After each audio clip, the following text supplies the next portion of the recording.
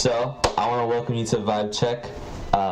To everyone listening, this is Dom, right? I'm not... Yeah, okay. Yeah. Dominique. Yeah. Tell the listeners a little bit about yourself and what you do, and just a brief intro. So my name is Dom, and my stage name is Mix Buckaroo for when I do my drag thing. Something that I started doing recently was I kind of took my access to white guilt and I said, hey, all you people that are like checking in with me and being like, oh, I love the art you make, it's important. Oh, I love, like, this is so beautiful. Oh, this art. Well, like, what about the Black people that like don't have access to tools right now but like can't make art? You know, like what about those people that are like, that don't have that outlet, that don't have that platform? And like, as if I have a platform, I literally, before the rally, I had 2,000 followers on Instagram, which is like, in this day and age, what is that? But I took my access to that white guilt and I said, hi, you're going to send me money because I'm going to buy somebody Black a coffee because we've been doing this work and we're tired and we deserve it. Yeah. And so that's what I did on, oh my God, was that like? That was two days ago? No. I did it on Tuesday, I think. Oh, okay. I think I did that. No, I did that on Monday. And then so much money came in, I was like, what the fuck? And White guilt really just... Oh my God, no, I freaked out and I became super organized and I asked 2 friends for help because I had to input all this data onto a spreadsheet just to make sure that I was keeping track of stuff. Because like when I tell you that like $3,000 came in on. That's a lot of coffee on Tuesday on that single day, and I was literally just like, what the fuck? And I was like struck with guilt. I was like, but I should be donating this to like where the action is happening. And so what I kind of did was I sent people money, and then a lot of them were like, oh, this is too much, I'm going to take so much, and then and I donated the rest. Literally most of them were like, yeah, you know, this is a lot, thank you, I'm going to keep a little bit and I'm going to send the rest on. And then, do you know what this makes me so happy is that 2 other people, well, no, okay, so I sent money to the one person and they shared it with their partner, and then they pooled the money and they made these like giant batches of jollof rice, and then they delivered it to like queer Black people. That's so, like, it's just so important, like especially money and like communities and stuff. Like it's always giving to other people. Like exactly, it's super important. Like this kind of work that you're doing. I mean, God, and I literally just started, and it's kind of terrifying because so like Thursday night, I had just gotten home from quotation marks trying to take the day off, and by trying I mean failing, and by failing I mean like checking I have spent so much time on my cell phone recently, it's terrifying, and I'm just trying to like get off a bit more. But I got a message from Annie Ohana, who was my high school teacher at L.A. Matheson Secondary School, and she was like, hi, I think you should speak at the rally tomorrow. Copy me on the email with the organizer. And I'm like, are you asking me to speak? What the fuck? What's the, did you, what? And my mother will tell you that I sat at the kitchen table and I just like put my hands over my head and I was like, what the fuck am I, wait, I can like, this is university radio. Can I swear on it? We'll bleep it out. We'll bleep it out. I'm going to stop swearing. Make your job easier. Thank you. Yeah, but I had a solid, I spent most of that night gripped with massive anxiety because the thing that I've noticed about Vancouver is that, well, okay, so after I spoke, I didn't think it would go that successfully. I got off stage and I had like 1,500 more Instagram followers. I had like 50 message requests. Like people were already sending me more coffee money, and I was just like, oh my god, what the heck do I do? So like I stayed around for some of the protests and then I left. To be quite honest. But what I heard is that the organizers like were saying not to say fuck 12 and not to say ACAB on signs. I've been hearing like a little bit of conversation being like, we didn't stay for the entire thing because we were like, oh, transit's gonna be the worst coming home.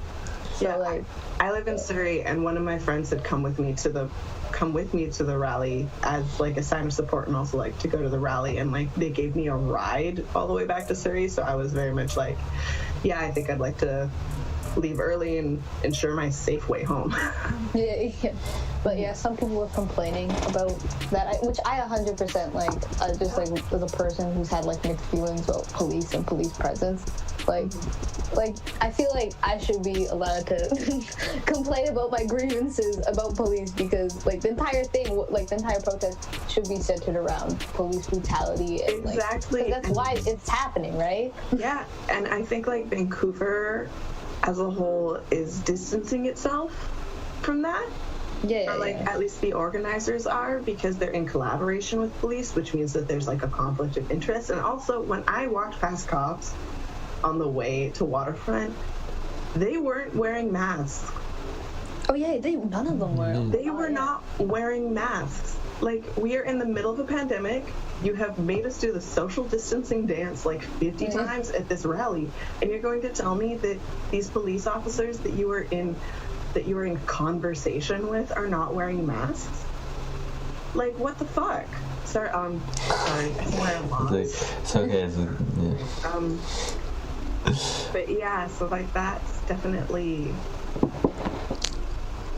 Yeah, it's like really, it doesn't sit right with me, especially because like I could tell there was at least like an effort from like the organizers to be like, yeah, please wear masks, please like hand sanitize and stuff like that. But like from the people that like were big quotations, keeping everybody safe but not wearing masks is not appropriate, I feel like. Yeah.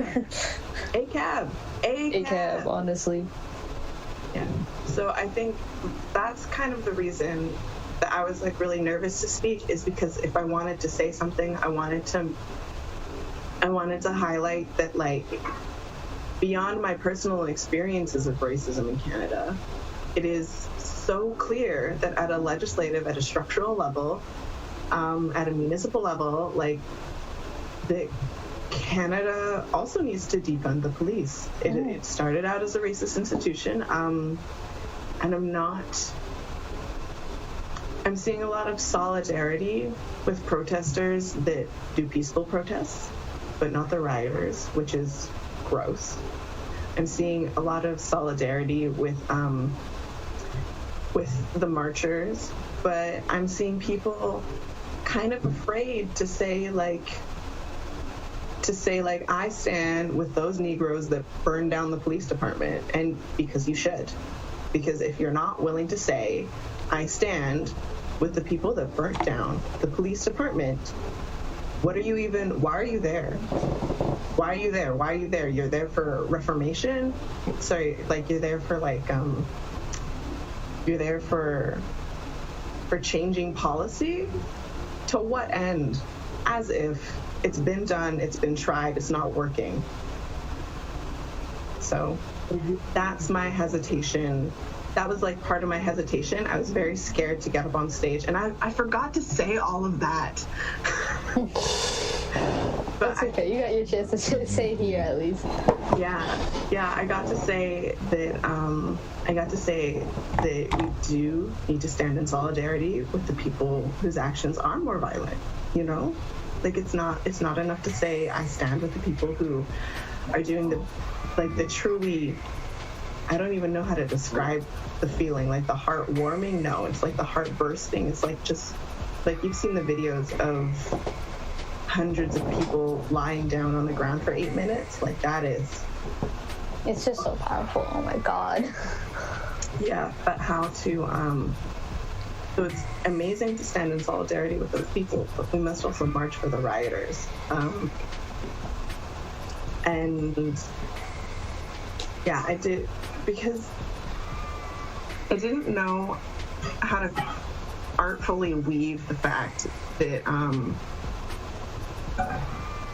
and it's funny because I had this, so Canada is different, and we know that. We know that Canada is different because the massive Black populations in the States in the South are the result of plantation. Like, it's a different capitalism, right? That like the Black, like Black people were exploited because of capitalism. Like slavery is a result of white supremacy and capitalism. So you have these like massive populations of folks that are descended from freed slaves. And that is different because of how like capitalism was different in the States. So Canada, we have our own history. I mean, slaves were a status symbol in Quebec, you know? Like the French held on to them for a long time. But we must also like consider the ongoing genocide of Indigenous people in Canada. And I didn't know. I mean, obviously you can tell I'm still struggling to figure out how to describe that. So I didn't know how to say it on stage. Like I wanted to bring up Chantel more, but I didn't know how to do it in a way that was respectful to her narrative. But the thing is that Regis was murdered during a wellness check, and so was Chantel Moore. So and Regis is was Afro-Indigenous. So in Vancouver, I see a hesitancy, or I see like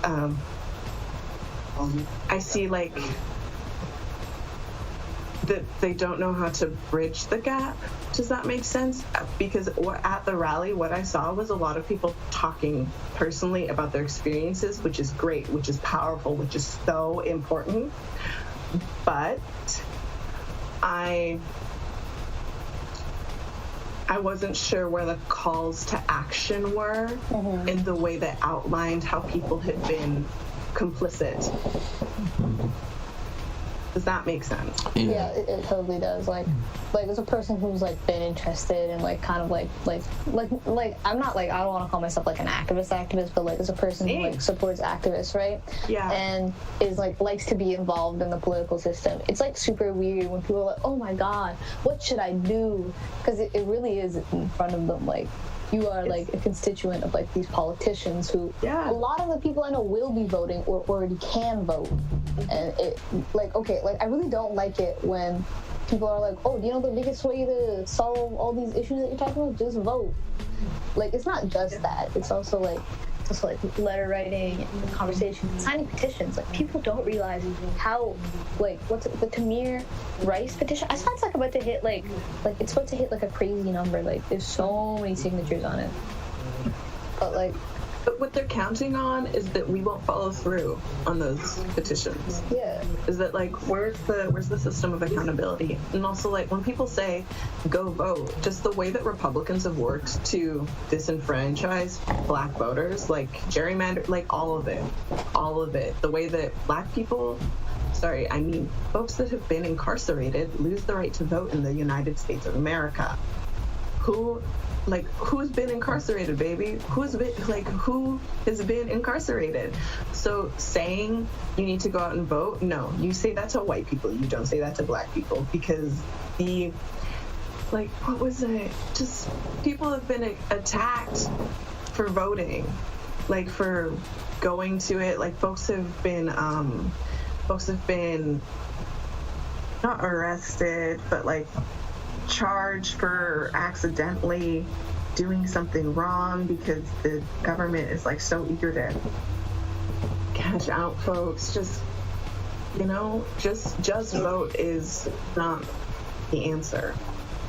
Yeah, like, and also like gerrymandering is an issue in Canada. Like, it's like the way the districts are drawn here are it's like it's just like it's drawn in a way for certain people win over and over again, right? Like, it's super. Yeah, like I feel like also people do forget like the RCMP was built to just police like Indigenous people and yeah.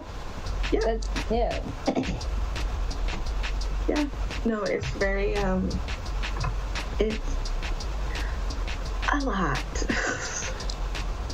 It's a lot. So yeah, but what that's why I was nervous to speak, because I wanted to say everything right, and I didn't want to it's like Black Lives Matter Vancouver has been here. You know, Black Lives Matter Vancouver has been doing this work, and nobody's been, okay, no, I'm not going to say nobody, because people have been showing up.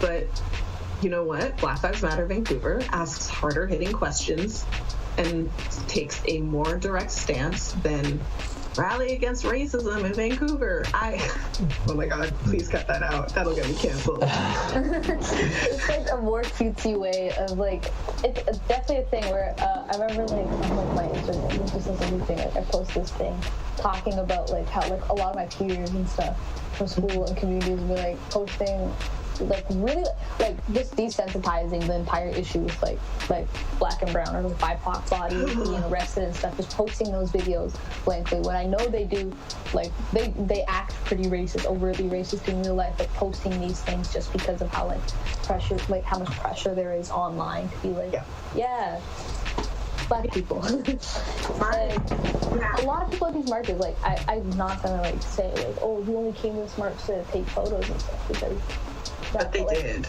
They did. Like, I look at the signatures on all these petitions and look at the people that came to the march.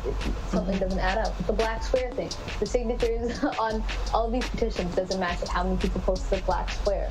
If you have to, it doesn't even like cost money. It literally takes like 5 seconds. You put your name, your last name, your email, change.org. Like I can tell you, it is an action that is so easy and can change so much, because like this is a person who like who's done like petitioning and stuff, but like other things, it's like, okay, I have your email, and from that I can ask you if you want to volunteer, or I can go to like a politician's desk, put down a list of signatures. This is how many people are going to vote you out if you don't do this certain action. Like, it's such an important action.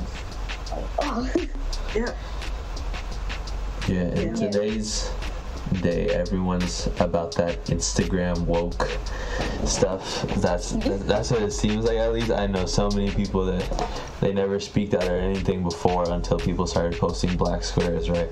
And all of a sudden they're an activist, and all of a sudden they know everything there is to supporting the cause and all these things, right? And they're all of a sudden there's like very few people on Instagram that I follow that are like actually like going like there's a few good examples. Like there's this one person I follow that she like went around and put up like these posters around her in her neighborhood that like with a QR code so that people can scan it, and it leads to like a bunch of places you can donate money to and a bunch of ways that you can help.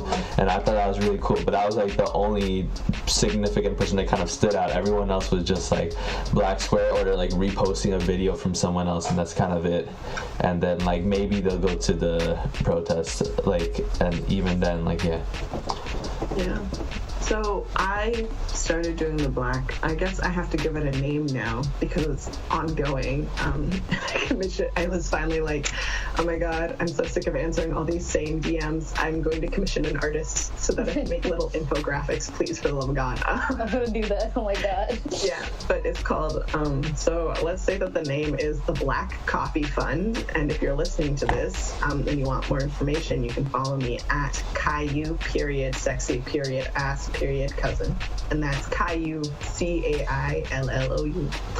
But so I started it because Well, I had this moment when one of my white friends sent me money and was like, "You're going through a really hard time right now.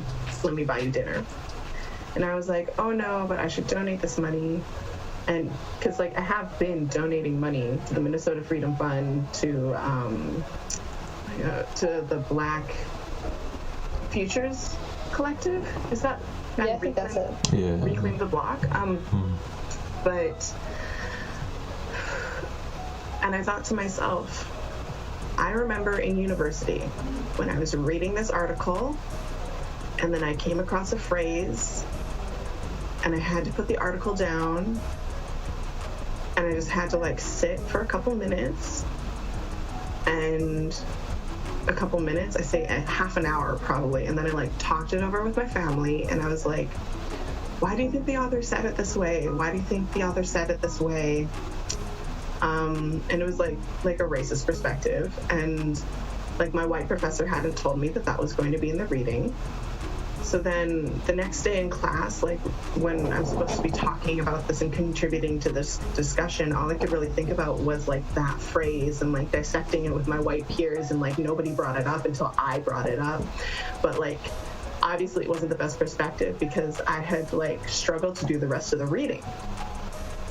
But like me struggling with that, having that barrier, does that make me a bad student? And then I also, right? And then I also thought about like, there's this time at work where like I just had to sit in front of my laptop for an hour before I opened up my email because I was unsure what like racist shit I was going to be getting from my boss. Like genuinely racist shit that I would then have to explain. And I had to sit for an hour before I could open up my laptop.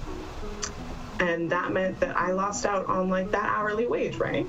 So does that make me a bad employee? That I had to like prepare myself to be able to deal with whatever the fuck my boss was going to say. So, oh my God, I swore again. Whatever I was going to say next. And so I call it the Black Coffee Fund, but at the heart of it, like to be totally transparent, I'm sending people more than $5 for a coffee. Because at the heart of it, to me, it's that time that I could wait an hour before opening up my email. It's because I was in a financial position to do so. You know, it's because I could take that time to like breathe and like heighten my defenses. It's because I could like take that time. So to me, the Black Coffee Fund is about helping other Black folks craft moments of wellness. That sounds really like white girl LA, but being able to make that decision, like helping put someone in a financial position where they can like choose to not work that hour or choose to not work that 2 hours, or maybe they want to buy themselves dinner. Like that's fine and acceptable. Or maybe they want to like get themselves a coffee and then pass the rest of the money on. You know, Black people. Yeah. The arguing to pay, like, oh my God, like whenever you're out with like a bunch of like Black folks and it's like, oh, who's paying for dinner? I will. Especially like it's such a good thing, like even if like people aren't like in the best financial place, it's always a thing where I want to help my exactly. Be out. Yeah, exactly. So like that to me is what we deserve. And it's what we deserve 365, not just in times of crisis. Like it's what we deserve when we have to like go on fucking SkyTrain, walk down Commercial Drive and see like 50 white people wearing dreads. It's what we deserve. Last question real quick that I wanted to ask was that do you think that the amount of attention that the Black Lives Matter movement has gotten recently would have been there if it wasn't for quarantine? Because a lot of people are saying that because we're all inside and have... So I think we came in at the perfect moment when folks are disillusioned with the idea of capitalism and are like really starting to see how it exerts itself on all of us. They're like disillusioned with government because they're like, the government should have been prepared, and the response is in a lot of ways pathetic. And people have time right now because work isn't an option. So they're like, yeah, I'll go to that rally. I don't have a shift scheduled for Friday night. Woohoo! So, like, without like a pandemic, I don't know if this would have been. I don't know if the response would have been this way. Yeah, I follow Fuck No Vancouver. Oh, you're gonna have to please the first part. Yeah. But like literally in the first week of the quarantine, Fuck No was like, "Oh my God, team! Like it's now. Now is the time to do an uprising. Now is the time." And then they were like, you know why British Columbia's had like such a quick response? It's because they know that like now would be a great time for civil unrest. And they're like trying to keep us pacified. And I don't disagree. Yeah, that perfectly answers the question. Thanks again for taking the time to come in this morning. It'll be live tomorrow at 3 p.m. the show, and there'll also be an uncut version on YouTube just in case you miss it, so you can go check that out. Cool. Too. So Thank you very much. Yeah, no problem. Yeah, thanks again for coming in. Also, buy a black person a coffee. Buy a black person a coffee, or send me money and I will send them a coffee. All right, we'll make sure to put your Instagram and tag it everywhere and let people know. Thank you. Have a good day. You too. Happy birthday again. Thank you. Bye.